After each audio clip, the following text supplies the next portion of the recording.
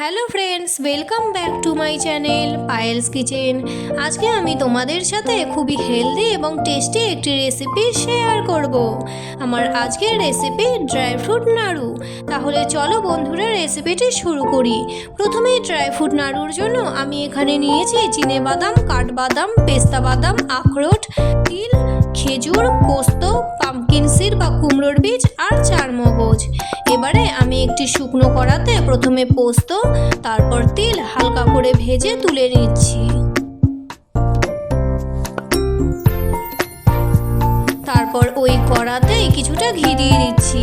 ঘি মেল্ট হলে চারমগজ, কুমড়োর বীজ, চিনেবাদাম, কাঠবাদাম, পেস্তা বাদাম, আখরোট দিয়ে দিচ্ছি।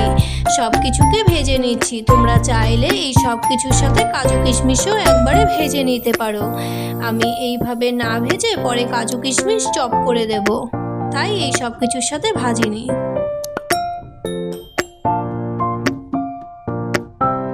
এবার এই সব কিছুকে ঠান্ডা করে আমি চপারে চপ করে নিচ্ছি।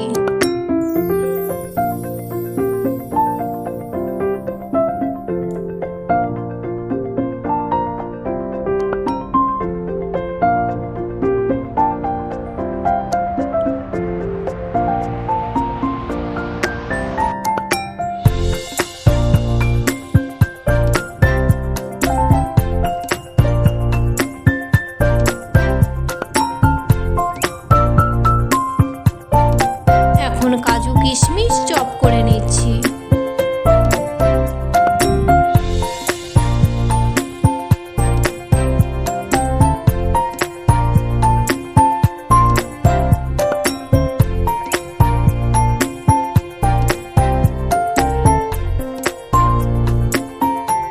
এবারে আমি একটি কড়াতে কিছুটা আখের গুড় আর অল্প একটু জল দিয়ে দিচ্ছি।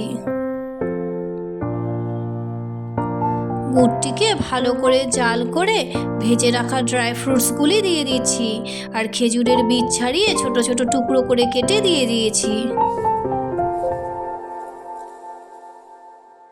ভেজে রাখা পোস্ত দিয়ে দিলাম।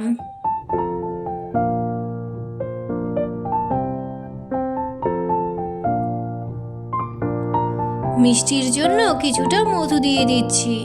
এখন সব কিছুকে ভালো করে মিশিয়ে নিচ্ছি।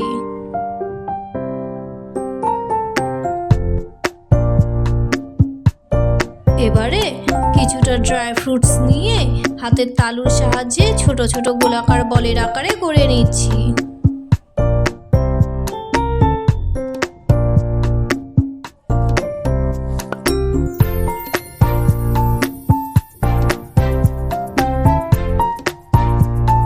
এখন নাড়ুগুলির ওপরে ভাজা তিল মাখিয়ে নিচ্ছি।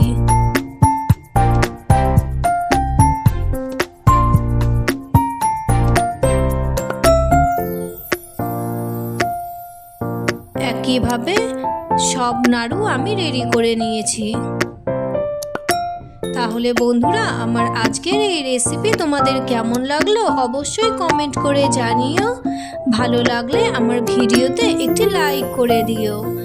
আর বন্ধুরা, এই রকমই আরও নতুন নতুন রেসিপি যদি তোমরা আমার চ্যানেলে দেখতে চাও তাহলে আমার চ্যানেলটিকে কিন্তু অবশ্যই সাবস্ক্রাইব করে রাখবে।